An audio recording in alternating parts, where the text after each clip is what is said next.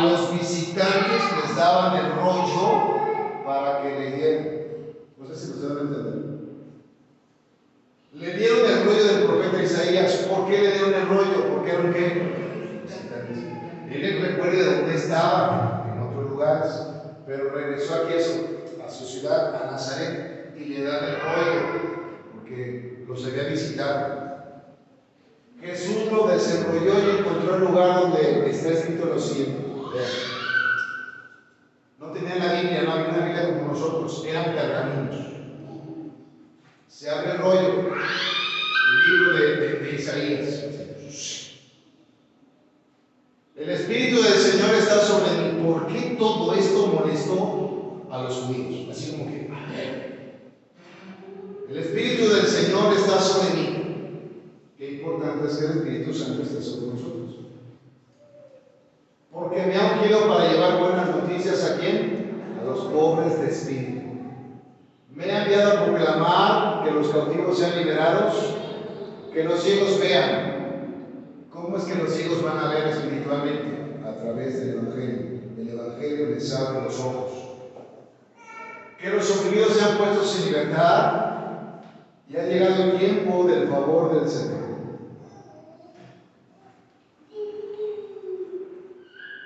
Fue todo. Leyó eso. ¿Cuánto se tardaría? ¿20 segundos? ¿30 segundos? Lo lee, pasa algo. Dice que lo enrolló de nuevo, se le entregó al ayudante y se sentó. Voy a ocupar esto. Termino yo de leer, por ejemplo, el Señor lo entrega al ayudante y se sienta. Son judíos. Dice que se sienta y se sentó, y todas las miradas en la sinagoga, ¿sobre quién estaban? Pregunto, ¿lo conocían?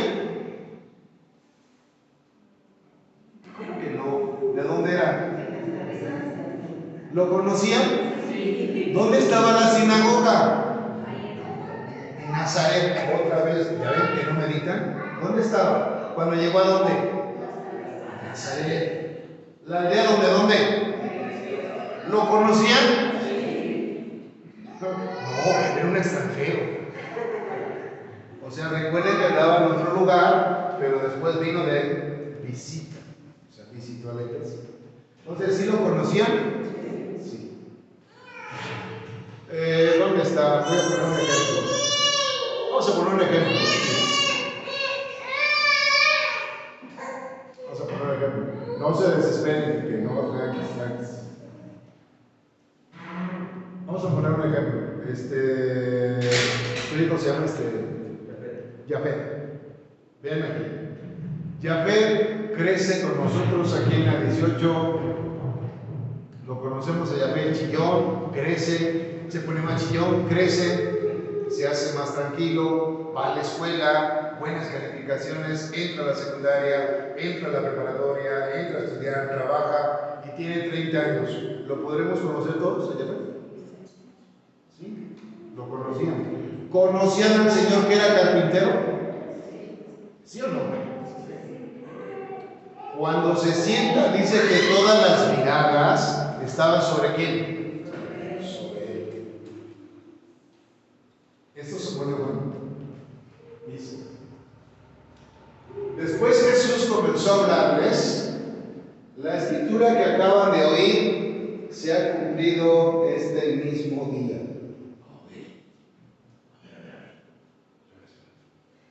¿Cómo estarían los judíos?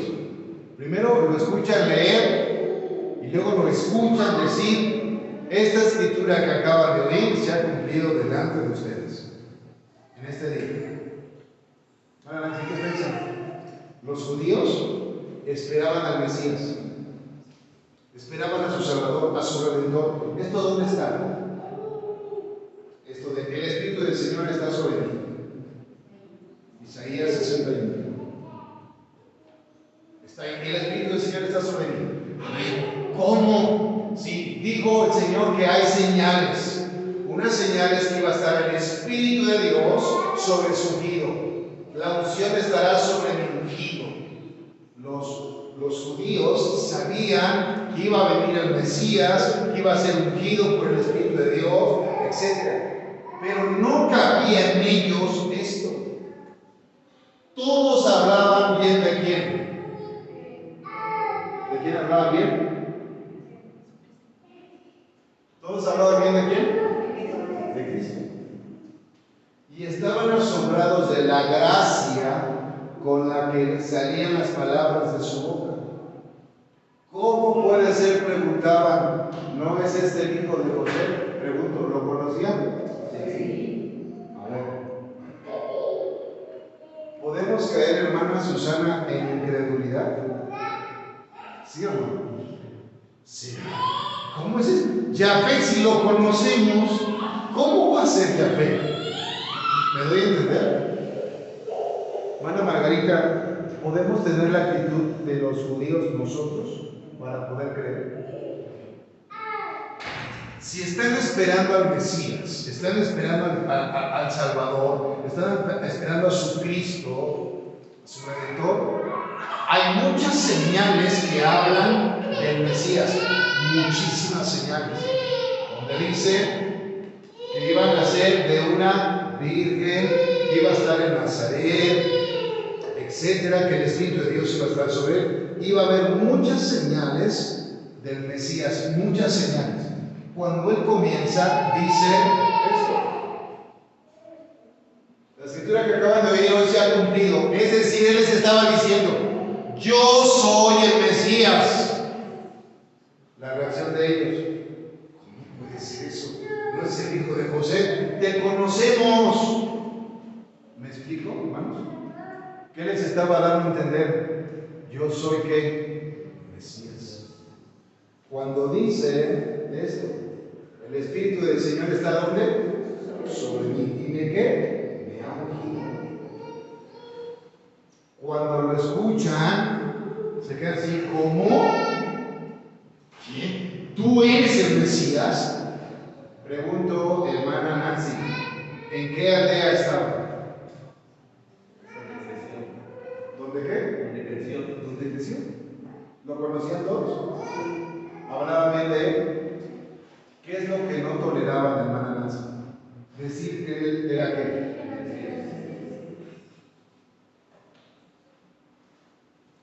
Hermano Armando, ¿ha escuchado a algunos locos ahorita, más locos que nosotros, más trastornados, decir que ellos son los Jesús aquí en la tierra, que son los Mesías?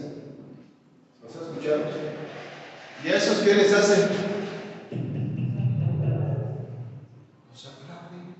Hay uno en Australia que se dice ser Jesús y tiene 20,000 seguidores, y dice, hermano Armando, que él es Jesús, y se acuerdan cuando vino aquí a la tierra la primera vez y caminó sobre las aguas, y él no lo puede hacer. Que cuando resucitó a Lázaro y cuando alimentó a las personas, pero él no lo puede hacer. O sea, qué cosa. Y la gente le cree. Por eso el Señor advertía que iban a venir muchos años. Dice: si alguno les dijere, he aquí el Cristo está en la azotea, no le creas, no desciendan, porque habrá falsos cristos. Bien, él vino y dijo, literalmente, no literal, pero les dijo: véanme, hoy se ha cumplido esta escritura, yo soy el Cristo, el Espíritu del Señor está sobre mí. Viene otra cosa. Entonces Jesús les dijo: seguramente ustedes recitarán el proverbio que dice: médico, cúrate a ti mismo. Es decir, haz milagros aquí en tu propio pueblo como los hiciste en Capernaum. En Capernaum el Señor estaba haciendo milagros antes de llegar a Nazaret. Recuerden que estaba en el desierto, de ahí pasó a Capernaum, y de Capernaum vino a Nazaret, a su ciudad. Los que estaban ahí, los que lo conocían: a ver, si tú andas haciendo milagros allá, hazlos aquí. Pero el Señor les estaba reclamando aquí su incredulidad. ¿Por qué no podía hacer muchos milagros Jesús en Nazaret? Por la incredulidad de ellos. ¿Qué impide que un milagro se lleve a cabo? Nuestra incredulidad es: ¿será? ¿Él tiene? ¿A poco es él? ¿A poco el otro? Y dice: les digo esto? ¿Por qué? Porque los judíos se llenaron de una moral superior y se creían superiores a todos. Es decir, que ellos eran los elegidos, los amos de todo, y eso los había llevado a sentirse orgullosos. Recuerden que en el Antiguo Testamento, los compartía el hermano Eleazar, existe judíos y gentiles. Y cuando yo leo el Antiguo Testamento, tengo que saber a quién está hablando, a judíos o gentiles. El 80% del Antiguo Testamento se habla a judíos, un 20% a gentiles. En el Nuevo Testamento aproximadamente es un 67 para los gentiles y el resto es para los judíos. Ahora bien, pero les digo la verdad, esto estuvo así como que una cachetada para todos ellos. Ningún profeta es aceptado. ¿En dónde? En su propio pueblo no son aceptados. Es decir, que Yahvé, ¿dónde podría crecer? No. Creció aquí Yahvé, todos lo conocemos. ¿Cómo va a ser él? Todos queríamos rechazarlo. ¿Dónde podría crecer y hacer milagros, unidades, etcétera, etcétera? ¿En dónde? En otro lugar donde ¿qué? No lo conozcan. ¿Me explico? Pero aquí nosotros nos llenaríamos de incredulidad, de dudas. Ahora bien, esto fue lo que le pegó a los judíos, y dice así: sin duda había muchas viudas necesitadas. ¿En dónde? Había muchas viudas en Israel.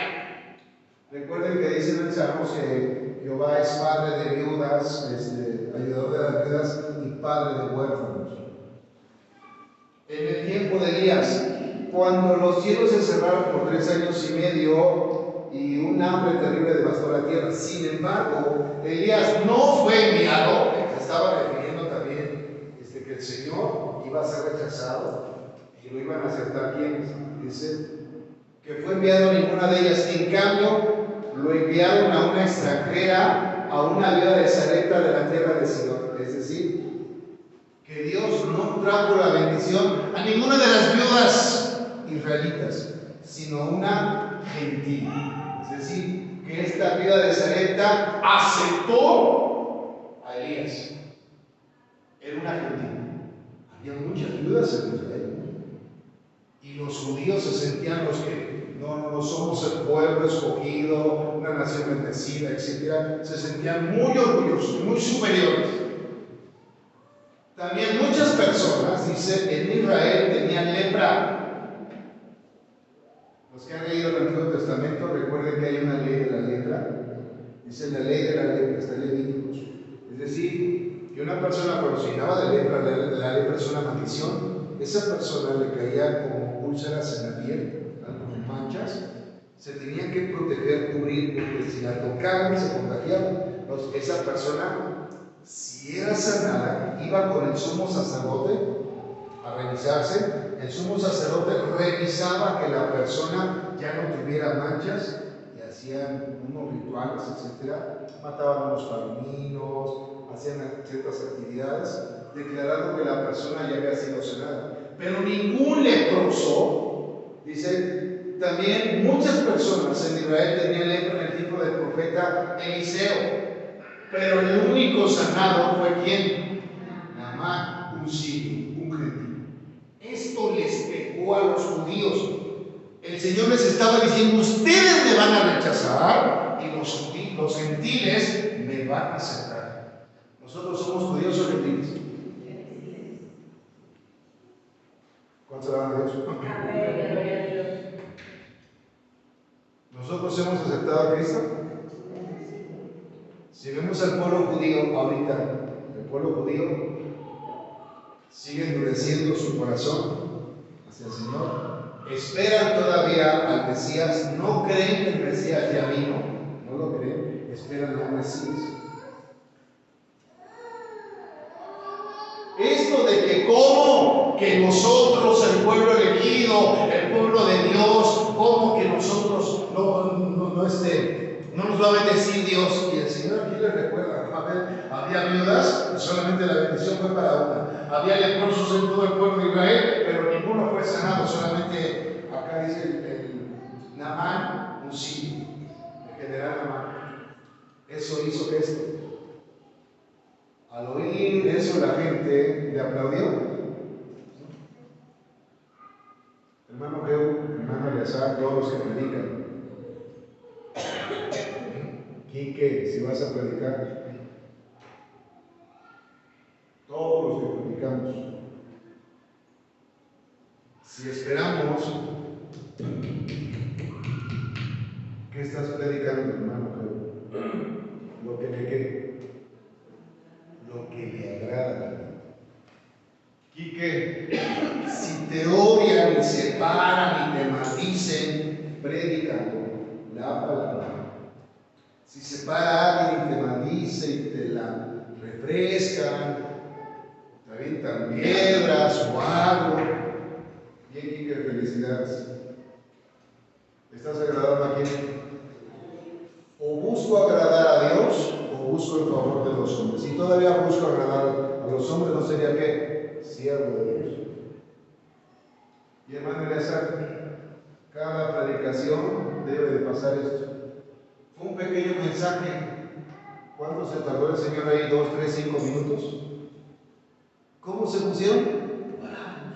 Dice que al oír eso la gente de la sinagoga se puso ¿qué? Dios. ¿Dónde se encontraba el Señor? En Nazaret. ¿En dónde? En el pueblo donde él había sido criado. ¿Qué estaba haciendo el pueblo con su Mesías? Se levantaron de un salto, lo ataron, literal, se lo agarraron, tú, lo ataron, se lo llevan, dice, se lo llevaron a la fuerza hasta el borde del cerro, de un cerro, sobre la cual estaba construida la ciudad. Es decir, imagínense, está por allá, lo atan, se lo llevan a una montaña, ve la ciudad. Es decir, le estaban diciendo, mira, te vamos a aventar. Ve tu ciudad, Nazaret. Querían arrojarlo por el precipicio. No dice que lo recibieron con aplausos, con gozo. En su propia tierra, la primer ciudad que quiso matar al Señor fue su propia ciudad donde él creció.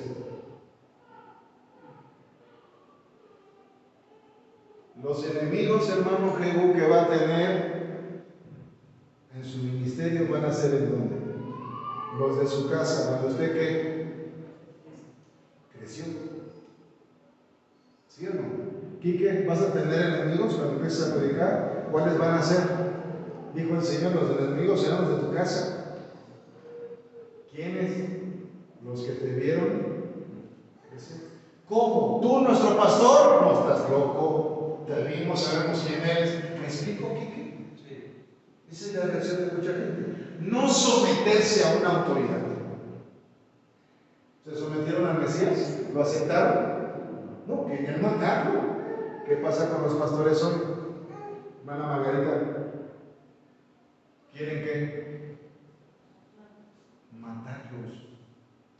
Si no a pedradas, con palabras. Porque hoy lo que busca la iglesia es un mensaje motivacional, así que te motive, que te levante, que te despierte. Oh, sí, la bendición era tu vida. O que grite el predicador, o que haga espectáculo, grite, que se aviente. Eso es lo que busca. Pero cuando se les confronta, ¿hay reacciones? Veamos a los apóstoles, cada que predicaban las reacciones de la gente, apedreándolos, azotándolos, a esto. ¿Por qué? Porque el Señor les estaba diciendo, ustedes van a entregar, van a matar al Mesías, ustedes no creen, los que van a creer son los gentiles. Pero él pasó por el medio de la multitud y siguió su camino. Donde, ojo, esto es aquí para todos ustedes. Cuando les pregunten, oye, ¿y dónde nace la iglesia? Aquí. Hay un fundador.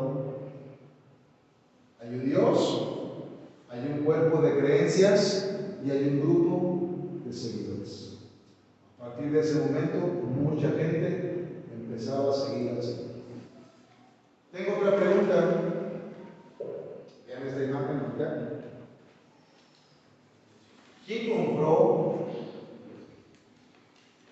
la iglesia y a qué precio? Vean esto. Memo, ¿tú amas a tu esposa así como Cristo amó a la iglesia? Hermano, que amamos a nuestra esposa así como Cristo amó a la iglesia. No. ¿Y qué? ¿Amamos a nuestra esposa como Cristo amó a la iglesia?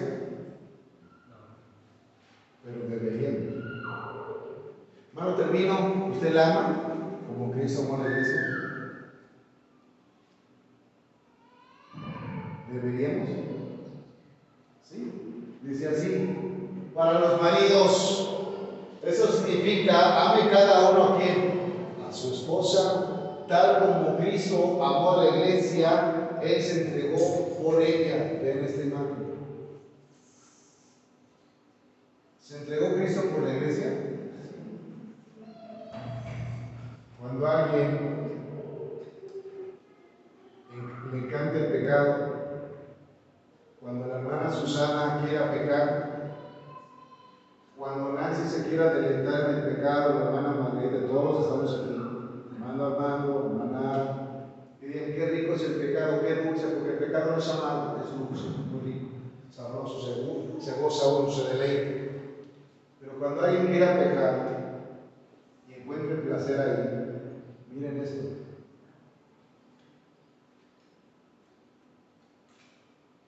¿Cuál fue el motivo por el cual fue crucificado? Por nuestros genes. Es decir, este ladrón, vulgar, grosero, mentiroso, fornicario, etcétera, por mis pecados, ¿quién pagó? Un hombre llamado Charles Spurgeon decía: yo soy salvo por una vida que yo no viví y una muerte que yo no sufrí. Veamos eso. Hay otra imagen, ¿verdad? Y dice: a fin de hacerla santa y limpia, alabarla mediante la purificación de la palabra de Dios. Lo hizo para presentársela a sí mismo como una iglesia gloriosa. Así mismo una iglesia. Y termino por esto.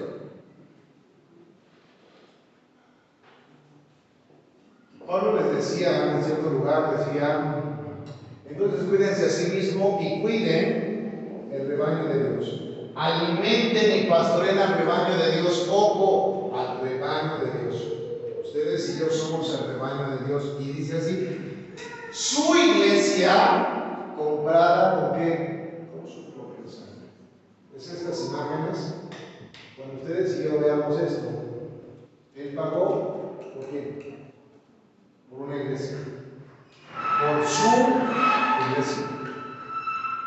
No pagó por mi iglesia, la iglesia del pastor Pedro. No. Yo no tengo iglesia. ¿La iglesia de quién es?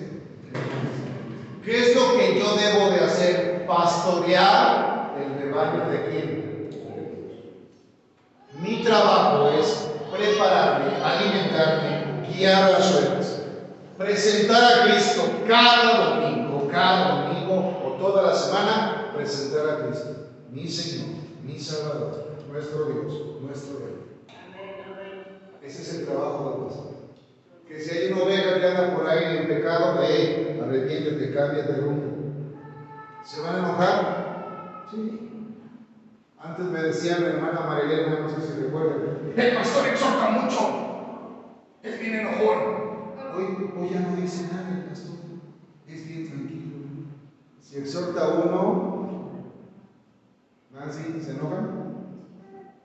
Y si no te exhorto, ya no me pela, ya no me quiere, ya no me curto. ¿Me explico? A veces uno no los tiene contentos. Me exhorta tu hermano Geu, ¿se enojan? ¿Hablan de mí? ¿Me critican, me difaman, me impresionan? Sí. ¿Cuál es mi deber? Pastorear. Nada más. Yo no no soy dueño, yo no pagué por ustedes. Quien pagó por nosotros, ¿quién fue? ¿Con qué? Con su propia sangre. ¿Quién es el fundador? Cristo. ¿Quién compró la iglesia? Cristo. ¿A precio de qué? Sangre. ¿Cuántos alaban a Dios? Termino con esto. Próximo domingo, si quieres saber más, ese es el tema. ¿Dónde surge o inicia la iglesia? Porque vimos el fundador. Ya está el fundador, ya lo conocimos, es él, el que dio doctrinas, mucha gente le seguía, pagó un precio muy alto. Y la diferencia de esta religión, que para algunos es una religión, para otros no, es que todos sus fundadores siguen en las tumbas. Todo lo que prometieron siguen en las tumbas. Pero el que prometió, ¿cuál fue la diferencia? Que resucitó entre los muertos. Esa es la diferencia. Aquel que dijo, así como Jonás estuvo en el vientre del gran pez 3 días y 3 noches, así estará el Hijo del Hombre en el corazón de la tierra 3 días y 3 noches. Quiere decir que el Señor iba a morir, le iban a sepultar, pero el tercer día iba a resucitar. Decía un hombre, en todas las tumbas hay un letrero que